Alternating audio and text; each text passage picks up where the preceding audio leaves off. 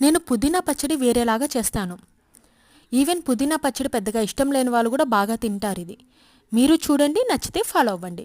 First కొంచెం ఆయిల్లో పల్లీలు మిరపకాయలు వేసి వేయించేయాలి. అది కొంచెం ఫ్రై అయిన తర్వాత వేరే బౌల్లోకి తీసేసుకొని సేమ్ అదే బౌల్లో ఆల్రెడీ కట్ చేసి పెట్టుకున్న టమోటో, ఆల్రెడీ కడిగి పెట్టుకున్న పుదీనా ఆకులు, కొన్ని వెల్లుల్లి రబ్బలు వేసి వేయించేయాలి.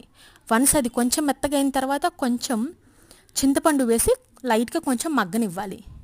ఆ తర్వాత ఉప్పు వేసి మొత్తం మిక్సీ కొట్టేయాలన్నమాట. ఈ పుదీనా పచ్చడి ఎక్కువ పుదీనా ఫ్లేవర్ ఉండదు, ఎందుకంటే దీంట్లో టమోటా పల్లి వేయడం వల్ల ఆ ఫ్లేవర్ ఎక్కువ అనిపించదు, ఎక్కువ పుదీనా టేస్ట్ ఉండదు. పుదీనా ఆకులో మంచి హెల్త్ బెనిఫిట్స్ ఉన్నాయి. ఇలా చేస్తే తప్పకుండా తింటారు. మీరు ట్రై చేయండి. Please like, share, subscribe, comment. Bye. మనకి వంట ప్రిపేర్ చేసిన తర్వాత తయారు చేసిన మొత్తం వేరే బౌల్లోకి పట్టేసి ఈ తయారు చేసిన బౌల్లో కలుపుకొని తిన్న